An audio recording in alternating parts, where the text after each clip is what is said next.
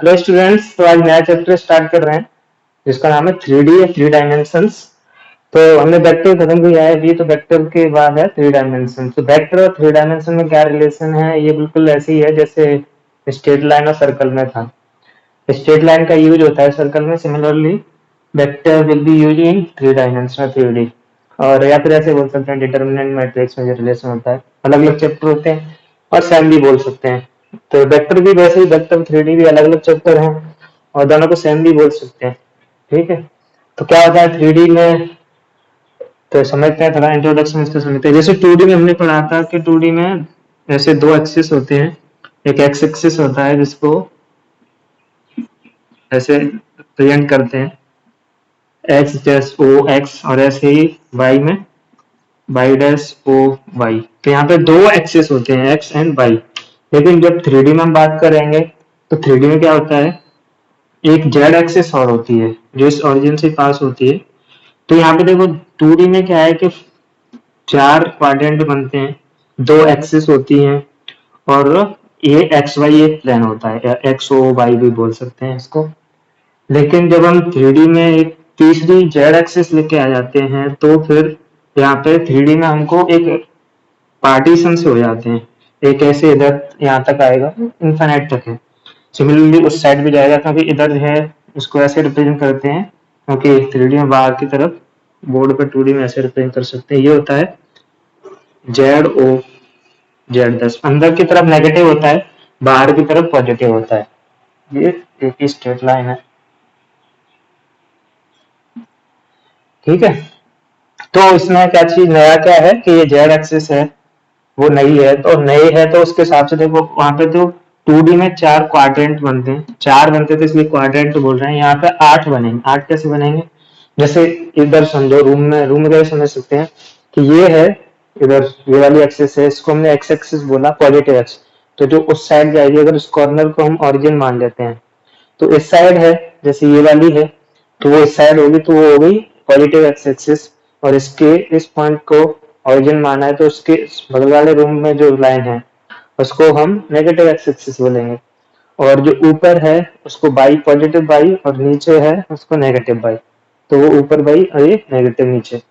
और जेड होगी वो ये वाली लाइन जो इधर इस रूम की तरफ जा रही है, और अंदर वाले रूम में होगी पीछे की तरफ, वो नेगेटिव जेड होगी। तो अब आर्ट कैसे बनेंगे, आर्ट बनेंगे एक तो इस रूम को लेके, एक इसके अपोजिट उस साइड में रूम होगा, एक उसके इस साइड रूम होगा, और उसके पीछे रूम होगा। तो चार तो इस इधर हो गए ऊपर, और चार जैसे इसके नीचे, वैसे आठ बनेंगे। आठ बनेंगे तो आठ को हम ऑक्टेंट बोलेंगे। तो यहाँ पे जैसे वहां पे क्वाड्रेंट होते हैं, यहाँ पे ऑक्टेंट होते हैं, और अलग अलग ऑक्टेंट में एक्स वाई जेड की वैल्यू अलग अलग, प्लस माइनस। जैसे फर्स्ट क्वाड्रेंट में दोनों पॉजिटिव होते थे एक्स और वाई, सेकंड क्वाड्रेंट में एक्स नेगेटिव बाई पॉजिटिव होता था, थर्ड क्वाड्रेंट में दोनों नेगेटिव, और फोर्थ में एक्स पॉजिटिव बाई नेगेटिव होता था। तो वहां पे आठ में अलग अलग होते हैं, उसको लिख लेंगे, उसका ज्यादा यूज नहीं है, बस समझने के लिए लिख लेंगे। और जैसे कोई भी, हमने 2D में तो एक्स कॉमा वाई किसी पॉइंट को लिखते थे, लेकिन अगर 3D में कोई पॉइंट है तो उसको X comma Y comma Z लिखा जाएगा। और यहाँ पे जो एक्सिस हैं वो एक्सिस बनेंगी, एक तो एक्स ओ एक्स डैश, एक वाई ओ वाई डैश, और एक जेड ओ जेड डैश। ये तीन एक्सिस होती हैं जिनको X axis, Y axis and Z axis respectively बोला जाता है। और वहां पे जैसे एक ही प्लान था एक्स वाई 2D में, लेकिन 3D में तीन प्लान बनते हैं। तीन कौन कौन से प्लान बनते हैं, एक तो एक्स वाई प्लान है जो इसको लेके बन रहा है पूरा, जो अभी इसको दिख रहा है। दूसरा प्लान बनेगा बाई और एक्स और वाई को लेके ये बना, वाई और जेड को लेके ऐसे बनेगा, और जेड और एक्स को लेके ऐसे बनेगा, ऐसे फ्लैट। तो यहाँ पे तीन प्लेन बनते हैं। तो तीन प्लेन कौन कौन से हैं, एक है एक्स ओ वाई, एक है वाई ओ जेड, और तीसरा है जेड ओ एक्स या एक्स ओ जेड। तो यहाँ पे तीन प्लेन बनते हैं। प्लेन कैसे बनना है, दो एक्सिस को मिला के, जैसे एक्स वाई प्लेन में ऐसे एक्स और वाई को क्रॉस कर दिया तो एक प्लेन बन गया। लेकिन एक्स और जेड को प्लान, जेड को करेंगे क्रॉस, तो फिर दो प्लेन, ये तो एक्स ऐसे होता है जेड ऐसे है, तो वो ऐसे प्लेन बनेगा, ऐसा फ्लैट।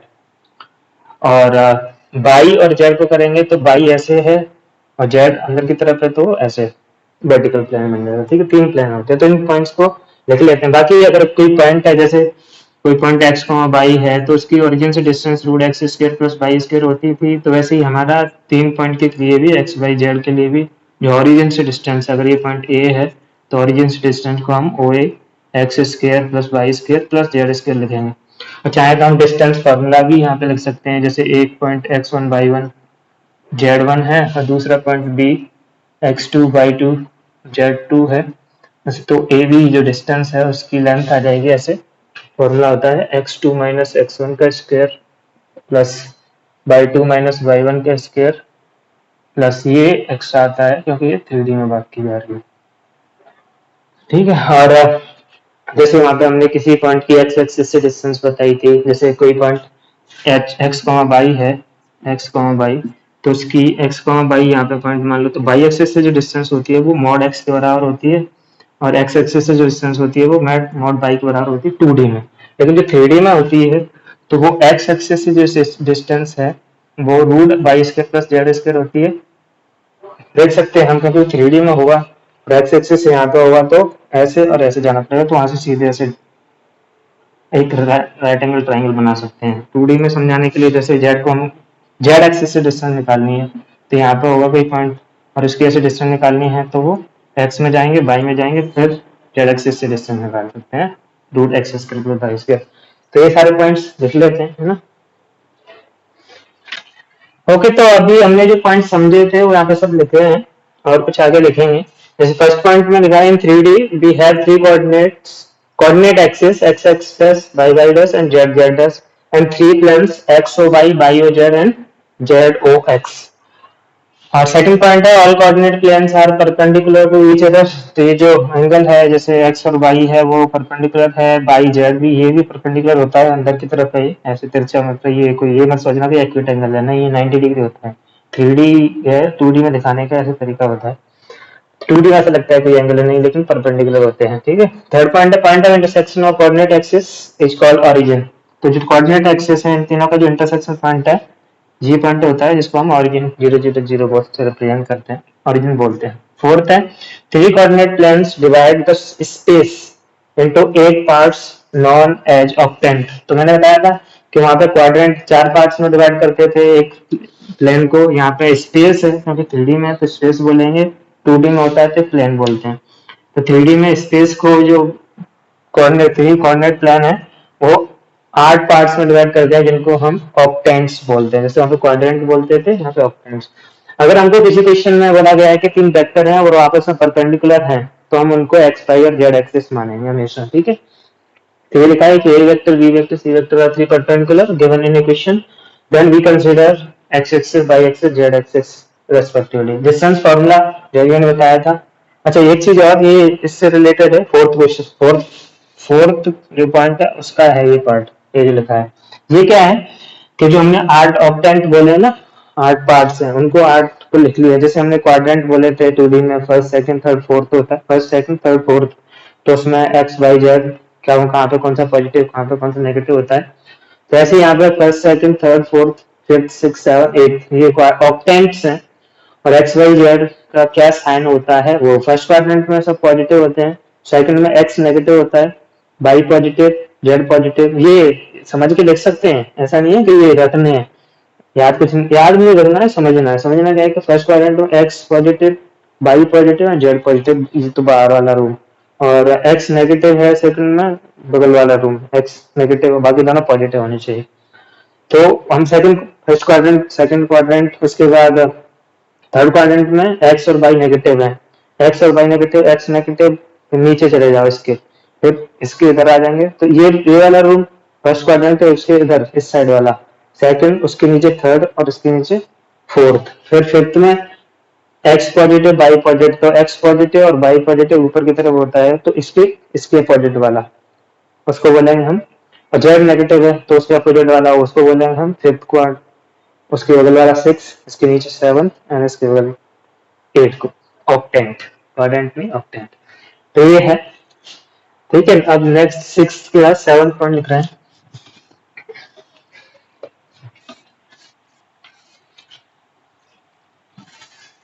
सेवन पॉइंट में है, जैसे हमको कोई पॉइंट दे रखा है एक्स वाई जेड, पॉइंट है ए एक्स बाई जेड कोऑर्डिनेट है, तो ये इसकी डिस्टेंस, तो इसकी डिस्टेंस जैसे पहले हम डिस्टेंस लिखे, distance from origin, distance of A point A from the origin. तो डिस्टेंस फॉर्मूला हम यहाँ पे लगा सकते हैं, ऑरिजिन तो 0 0 0 होता है, तो वहां से इसकी वैल्यू आती है root x square plus Y square plus Z square, जिसको हम ओ ए से रिप्रेजेंट करते हैं। सेकेंड है distance from x axis, distance of the point, अपने डिस्टेंस फ्रॉम एक्स एक्सिस, ऊपर लिख लिया पॉइंट, तो वही पॉइंट हम लेके कंसीडर कर रहे हैं। From x axis will be root y square plus Z square. Third, distance from y-axis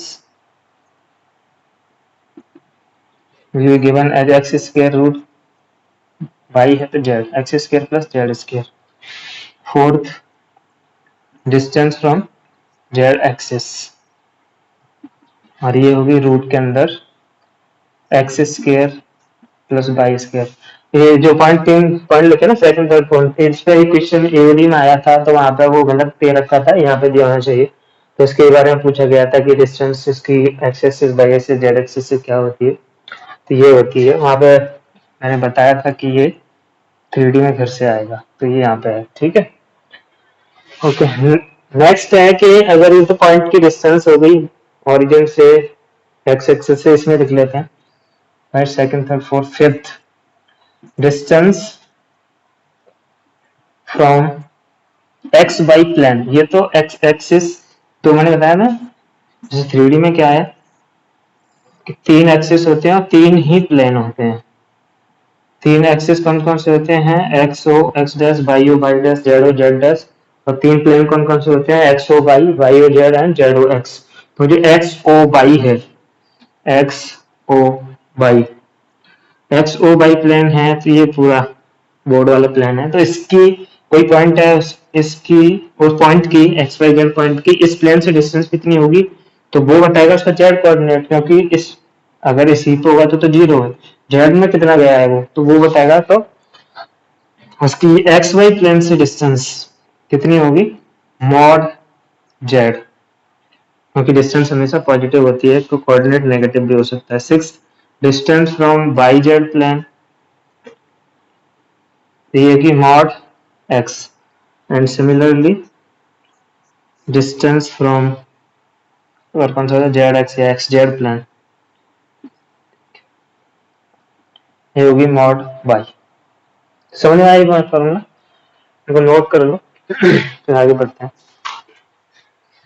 ठीक है। तो और इसमें आगे कुछ पॉइंट्स लिखते हैं, ये जो पॉइंट्स हैं सारे सब ये इंट्रोडक्शन में है, सब आगे यूज होंगे 3D में जब हम क्वेश्चन सॉल्व करेंगे 3D के। इन पे भी क्वेश्चंस बनते हैं, ऐसे मत सोचना कि ये सब फालतू है, क्वेश्चन नहीं है, इन पे भी क्वेश्चन बनते हैं, लेकिन आगे भी क्वेश्चन बनेंगे, जो क्वेश्चन और आएंगे तो उनमें इनका यूज भी होगा। तो 7th पॉइंट के बाद 8th पॉइंट में जैसे 8 पॉइंट की जगह नोट लगा के कुछ पॉइंट्स लिखते हैं। जैसे एक वेक्टर दे रखा है, ए वेक्टर एक्स आई कैप प्लस वाई जे cap plus Z K cap. तो हमने बताया था कि ए वेक्टर को अगर हम इसी के मैग्नीट्यूड, इसका अगर मैग्नीट्यूड के बारे में बात करें तो इसका मैग्नीट्यूड आएगा root x square plus Y square plus Z square. तो अगर हम ए वेक्टर को इसके मैग्नीट्यूड से डिवाइड कर दें तो हमको ए का यूनिट वेक्टर मिल जाएगा, जिसको ए कैप से रिप्रेजेंट करेंगे, तो उसकी वैल्यू आ जाएगी एक्स आई कैप प्लस वाई जे cap plus Z K cap, और डिवाइड कर दिया तो इंडिविजुअल डिवाइड करके लिख रहा हूँ मैं यहाँ पे X square Y square plus Z square plus by J cap divided by root x square plus Y square plus Z square plus Z K cap divided by root x square plus Y square plus Z square. तो एक चीज मैंने vector में बताई थी कि जो ये वैल्यू है ना एक्स अपॉन रूट, इसको कॉस अल्फा से दिया जाता है और इसको कॉस बीटा से और इसको कॉस गामा से। यहाँ पे अल्फा बीटा गामा है वो इस वेक्टर के द्वारा एक्स बाई जेड एक्सिस के साथ जो एंगल बनाए गए हैं वो रेस्पेक्टिव एंगल है, अल्फा एक्स एक्सिस के साथ, बीटा वाई एक्सिस के साथ एंड गामा जेड एक्सिस के साथ, और इनको हम डायरेक्शन कोसाइन बोलते हैं। क्या बोलते हैं? Direction cosine. तो ये पॉइंट लिख लेते हैं। फर्स्ट पॉइंट इसमें कि जो एक्स बाई जेड है उनको बोलते हैं cos alpha, cos beta and cos gamma are called. This thing we have already written in vector chapter. Again we are writing here just so that we can remember it nicely. Cos alpha, cos beta, cos gamma are called direction cosines. Second है जो direction cosines है, cosines याद रखना क्योंकि अभी एक चीज और आएगी ऐसे ही, x, y, z, इसको समझना ही क्या लिखा है। ये ब्रैकेट ऐसे ही बताने के लिए, ब्रैकेट का कोई सिग्निफिकेंस नहीं है। x, y, z क्या है? ये जो x, y, z इस जो a वेक्टर है उसका करस्पॉन्डिंग पॉइंट होगा या फिर पोजीशन वेक्टर है उसके 3D में कोऑर्डिनेट बोल सकते हैं हम। x, y, z है, डिवाइड करने से पहले ही है ये x, y, z जो भी है, इनको बोलते हैं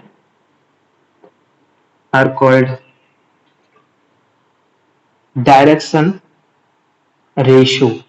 तो ये direction cosine and direction ratio ये बहुत दिखने वाला है आगे पूरे चैप्टर में, तो इनमें कंफ्यूजन ना हो इसलिए मैंने दोनों पॉइंट हैं वो आसपास लिख दिए हैं।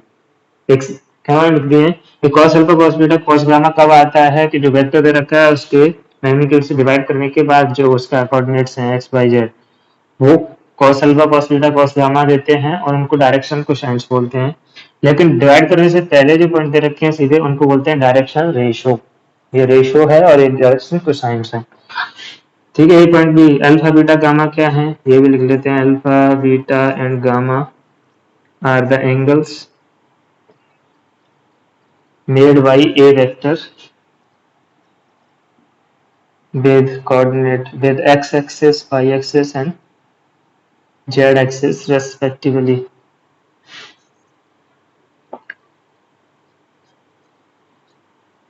ये चीज भी यहाँ पे लिखी गई। ठीक है, तो ये 3 पॉइंट्स इससे रिलेटेड। और जो cos अल्फा, इनको मैंने बोला था cos alpha cos beta cos gamma को L, M, N भी बोलते हैं। तो फोर्थ पॉइंट में cos alpha cos beta cos gamma, या फिर यहीं पे लिख लो इसको L, इसको M और इसको N भी बोलते हैं। और एक चीज और है कि cos square alpha plus cos square beta plus cos square gamma की वैल्यू 1 होती है। यहाँ से वैल्यू देख के स्क्वायर करके ऐड करेंगे तीनों को तो इसकी वैल्यू 1 आती है। इसको हम 1 माइनस साइन स्क्वायर अल्फा लिख सकते हैं, इसको 1 माइनस साइन स्क्वायर बीटा और इसको 1 माइनस साइन स्क्वायर गामा।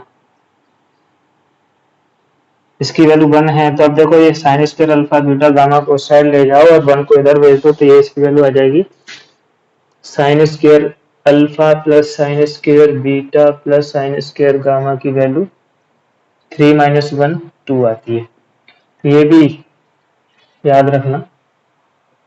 चाहे तो इसको हम कन्वर्ट और भी आगे फॉर्मूला यूज करके, हाफ एंगल का फॉर्मूला यूज करके भी लिख सकते हैं। cos स्क्वायर अल्फा होता है 1 plus cos 2 alpha divided by 2। Similarly इसको तो cos 2 बीटा, यहाँ से cos 2 alpha plus cos 2 beta plus cos 2 gamma की वैल्यू निकाल सकते हैं। वो कैसे निकलेगी? देखो इसको लिखेंगे क्योंकि हमको पता है ना cos 2 अल्फा होता है, उसको 2 cos स्क्वायर अल्फा माइनस 1 लिखेंगे। इस 1 को इधर लेंगे तो 1 plus cos 2 alpha divided by 2 हो जाएगी cos स्क्वायर अल्फा की वैल्यू। तो इसकी जगह हम ये लिख सकते हैं। अगर ये लिखेंगे तो ये 1 plus cos 2 alpha cos 2 beta cos 2 gamma हो जाएगा। 2 इधर मल्टीप्लाई हो जाएगा, 3 उधर से 2 माइनस 1 तो ये इसकी वैल्यू आती है -1। ये क्वेश्चन पूछे जा चुके हैं और ऐसे क्वेश्चन आते हैं तो याद रख सकते हैं, नहीं तो समझ के। और मैंने समझा है कि कैसे आते हैं, फॉर्मूला यूज करके आते हैं। ठीक है, नेक्स्ट इसमें पॉइंट लिख रहे हैं कि अगर किसी ने बोल दिया कि फिफ्थ पॉइंट, इफ अगर हमको एक वेक्टर दिया है और उसके बारे में बोला गया है कि कोऑर्डिनेट एक्सिस के साथ, तीनों कोऑर्डिनेट एक्सिस के साथ इक्वल एंगल बनाता है, इक्वल एंगल बनाता है, इसका मतलब cos square alpha equal to cos square beta equal to cos square gamma. अगर तीनों बराबर हो गए, तीनों बराबर हो गए तो cos स्क्वायर अल्फा ये 3 टाइम्स आ जाएगा, ऐसे कुछ आ जाएगा 3 times cos square alpha equal to बनते यहाँ से cos अल्फा और cos बीटा और cos गामा, तीनों की वैल्यू सेम आएगी इस केस में क्योंकि तीनों एंगल सेम है, और वो आती है +-1/√3। ठीक है, तो अगर बोल दिया जाए कि इफ, ये मैंने ऐसे ही यहाँ पे लिखा है, इसको मैं उधर लिखूंगा फिफ्थ पॉइंट में। फिफ्थ पॉइंट में लिखेंगे if A vector makes equal angle with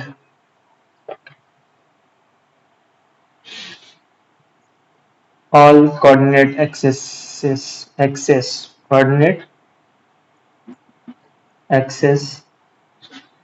then its, तो इस जो डायरेक्शन रेशियो है ना, इसको शॉर्ट में DRS भी लिखते हैं ऐसे, और इसको DCS लिखते हैं, चाहे तो लिख लेना शॉर्ट में, DCS बोलते हैं इसको, इसको DRS बोलते हैं, DRS होता है कुछ क्रिकेट में। देन इट्स कॉर्ड या डायरेक्शन या DRS लिख रहा हूँ, direction cosines DCS direction if a vector makes equal angle with all coordinate axes then its direction cosines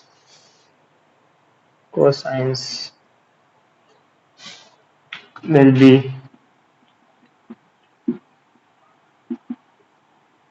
चाहे तो उसको एक बार ऐसे लिख सकते हैं cos square 3 cos square alpha equals to 1 होगा तो cos alpha equals to cos beta equals to cos gamma हो जाएगा +-1/√3।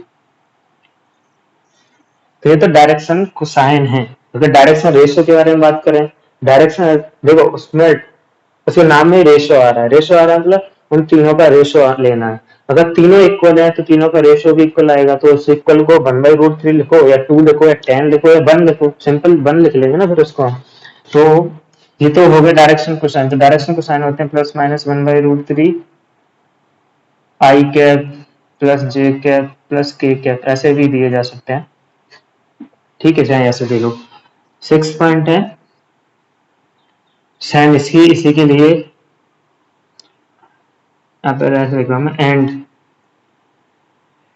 6 पॉइंट में लिख रहे फिफ्थ लिख रहे हैं, and its direction ratio will be 1:1:1।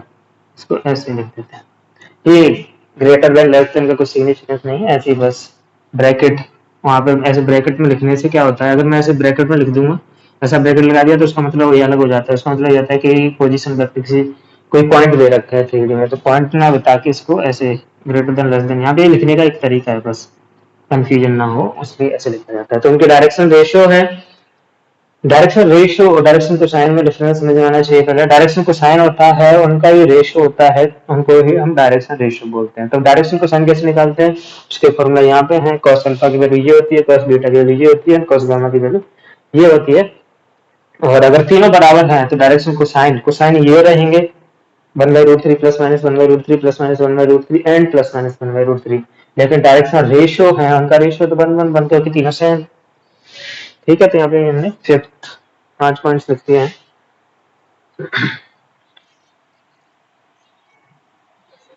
तो अब देखो, अगर कोई लाइन है, वेक्टर है मतलब लाइन बनेगी, तो अगर कोई वेक्टर है या कोई लाइन है वो तीनों से इक्वल एंगल बना रही है, इक्वल एंगल बना रही है, तो ऐसे तो हमको कितने plus minus plus minus plus minus अगर लेंगे हम, तो ये डायरेक्शन रेशियो भी देखो यहाँ पे बन लिए हैं, लेकिन जब हम इनमें अल्टरनेटिव प्लस माइनस मतलब देखो कितने कॉम्बिनेशन बनेंगे। एक के साथ पहले वाले के साथ प्लस ले लिया, दूसरे के साथ प्लस ले लिया, तीसरे के साथ भी प्लस ले लिया। अब इसमें एक और तीनों के साथ माइनस ले लिया, तो 3 वैसे 4 बन जाएंगे, फिर 2 के साथ माइनस ले लिया, फिर तीनों के साथ माइनस ले लिया तो कितने बन जाएंगे टोटल? तीनों प्लस वाले एक माइनस, बाकी दोनों प्लस वाले, ऐसे 3 बनेंगे। और 2 माइनस वाले 1 प्लस वाला, ऐसे भी 3 बनेंगे। और तीनों माइनस वाले, ऐसा 1 बनेगा। तो टोटल ऐसे 8 बनते हैं। तो जो ऑक्टेंट है वैसे ही समझ सकते हैं कि जो ऐसे 8 वेक्टर होंगे जिनका जो एंगल इक्वल बनाएंगे। कोऑर्डिनेट एक्सिस के साथ एंगल है वो इक्वल, क्योंकि इक्वल का मतलब जैसे 2D में हम बात करें तो इक्वल एंगल मतलब ये कोऑर्डिनेट एक्सिस के साथ ये एंगल और ये एंगल इक्वल है।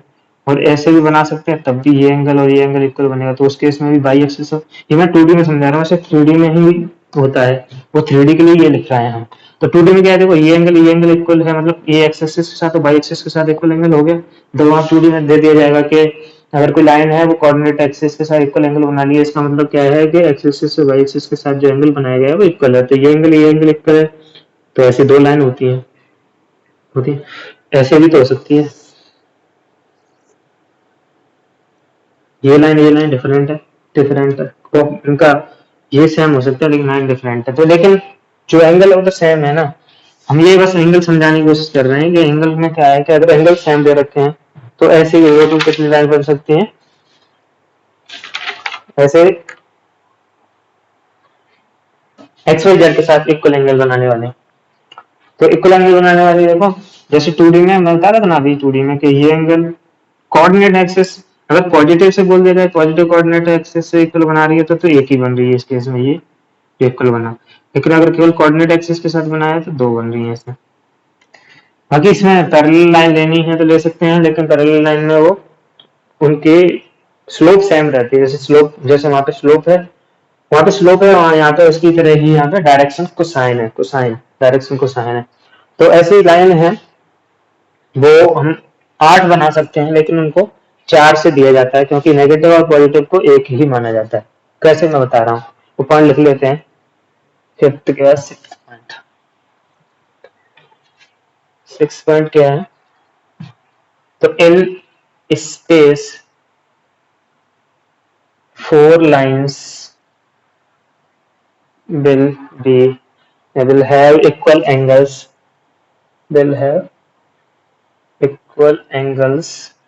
with coordinate axis। 8 दी गई, 4 कैसे दी गई है, with equal angles, with equal will have equal angles with coordinate axis।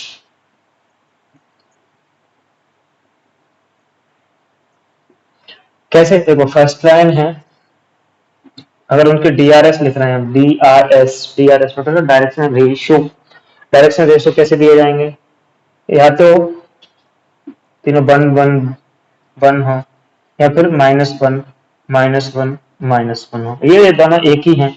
एक ही कैसे हैं, जैसे स्लोप में +1, ये स्लोप वाले में देखा जाए तो माइनस और प्लस दोनों एक ही कंसिडर किए जा रहे हैं, क्योंकि डायरेक्शन को साइन है उसके एक साथ लिए जा रहे हैं, डायरेक्शन को साइन से लिए जा रहे हैं। तो बस ये समझना है कि ऐसी लाइन 4 होंगी, और 4 हो गया, प्लस माइनस को एक ही कंसिडर किया जाता है 3D में। प्लस माइनस जैसे 3D में, चलो मैं बताता हूँ इसको, 3D में प्लस माइनस को एक क्यों कंसिडर किया जाता है, क्योंकि जो एंगल है वो सेम होगा रोटेट होके। जैसे कॉस अल्फा है वो पॉजिटिव और नेगेटिव दोनों लेना, पॉजिटिव होता है फर्स्ट क्वाड्रेंट में, नेगेटिव होता है सेकंड क्वाड्रेंट में। तो जब हम फर्स्ट और सेकंड क्वाड्रेंट में देखेंगे, ये 3D में नहीं, हम वो ट्रिग्नोमेट्री वाले फर्स्ट सेकंड क्वाड्रेंट मैंने बोला है। ट्रिग्नोमेट्री में कॉस अल्फा 1/√3 कोई तो एंगल होगा, मान लेते हैं कोई एंगल है ये 1/2 होता है 60 डिग्री, और ये है 1/2 से ज्यादा, तो ये मान लेते हैं 80 डिग्री, ये ज्यादा है, वैल्यू ज्यादा है तो कम हो जाएगा एंगल, मान लेते हैं 50 डिग्री पे है। तो ये 50 डिग्री है, तो 50 है तो उधर से वो 180 माइनस 50 होगा, तो 2 एंगल होंगे। तो 50 पे 50 डिग्री एंड एग्जैक्टली नहीं है ना, ऐसे ही अबाउट मान रहा हूँ, अराउंड मतलब 130। तो जो 50 डिग्री एंगल बनाएगी वो दूसरे साइड से 130 बनाएगी, दूसरे साइड से 130 बनाएगी, तो इसलिए हम इसको प्लस माइनस को एक ही कंसीडर कर रहे हैं। अब 3D में मैं यहाँ पे लाइन ड्रॉ नहीं कर सकता क्योंकि वो नहीं बना सकते, वो 2 ही एक्सिस को इंटरसेक्ट करती दिखेगी यहाँ पे। तो फर्स्ट लाइन बस इतना समझ लो कि प्लस माइनस डायरेक्शन के साइन के लिए एंगल सेम होता है। सेकंड लाइन कौन सी हो जाएगी, जिसके डायरेक्शन रेशियो -1 1 1, तो इसके साथ ये 1 ले लो, इसको माइनस, इसके साथ माइनस ले लो, ये इसका जो लिखा है उसका माइनस लेने के बाद ये आ जाएगा। ऐसे सिमिलरली यहाँ पे है, इसमें -1 से मल्टीप्लाई करके ये आ जाएगा। सेकंड हो गया थर्ड लाइन है। थर्ड लाइन अभी हमने एक के साथ माइनस किया, दो के साथ ले लेते हैं, -1 -1। अब इसमें माइनस से मल्टीप्लाई करके ये बन जाएगा। एंड फोर्थ है वो कौन सी बची,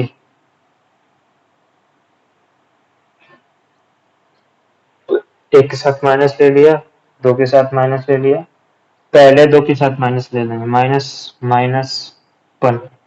अब ये 1 1 -1। तो ये 4 लाइन है जिनका क्या है, एंगल है वो इक्वल है कोऑर्डिनेट एक्सिस के साथ।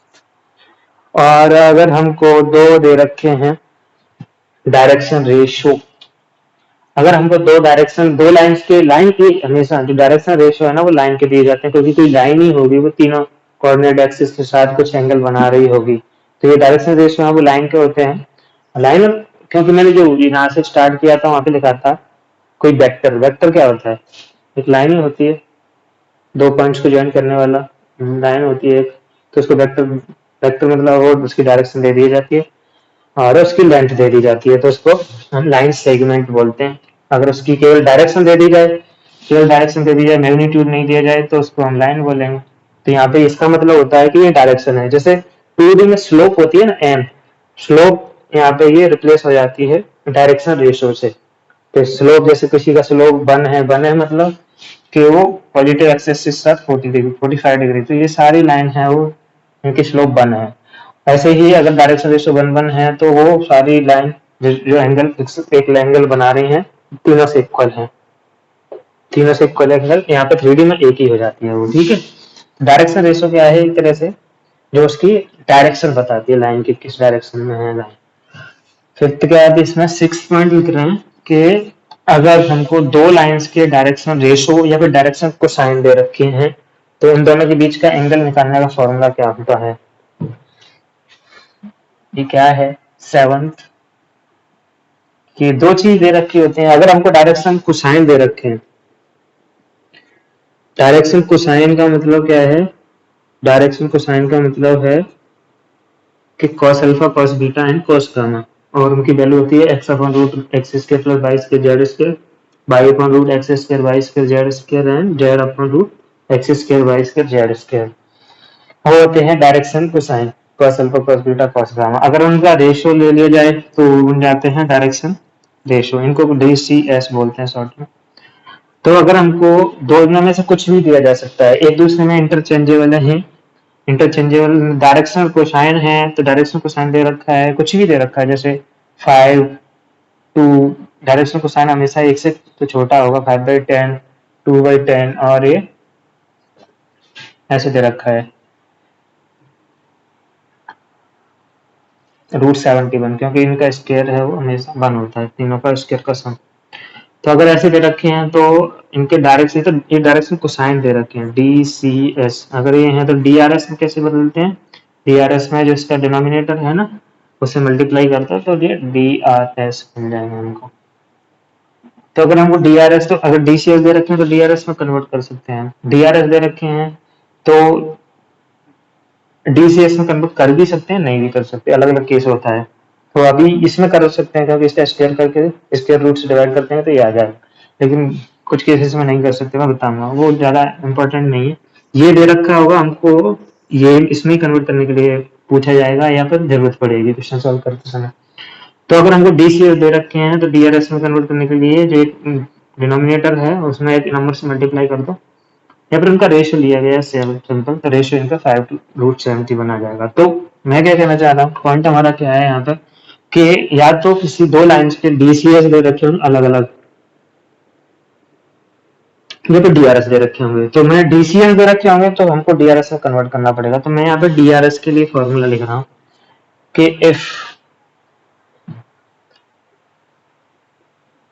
DRS of two lines are, जैसे ए वेक्टर का DRS दे रखा है LMN और इसका दे रखा है PQ, ए वेक्टर बोल दो इसको, और बी वेक्टर का दे रखा है PQR, PQR। तो इनके बीच का एंगल क्या होता है, वो एंगल कैसे निकालते हैं, एंगल के लिए कर रहे हैं, तो एंगल हमारा वही होता है cos थीटा। तो यहाँ पे लिख रहे हैं angle between these lines will be given by cos theta, और वो होगा इनका डॉट प्रोडक्ट। डॉट प्रोडक्ट मतलब L into p plus M into q plus N into r. Dot product क्या है, इसका इससे मल्टीप्लाई किया, इसका इससे मल्टीप्लाई किया, इसका इससे मल्टीप्लाई किया।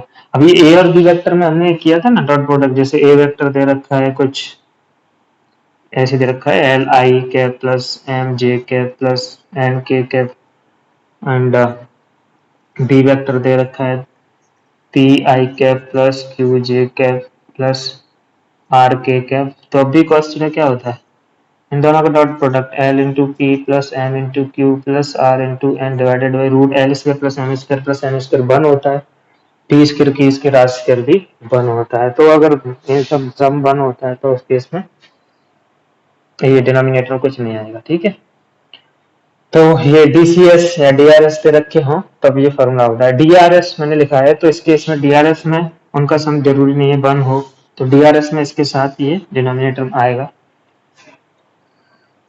और DCS डायरेक्शन कोसाइन के केस में ये हमेशा बन होता है बस एन स्क्वायर। अगर तो बस फॉर्मूला पूरा याद रखो, अगर वो वन होगा तो अपने आप ही यहाँ पे सॉल्व करने के बाद वैल्यू उसकी बन आ जाएगी, ठीक है।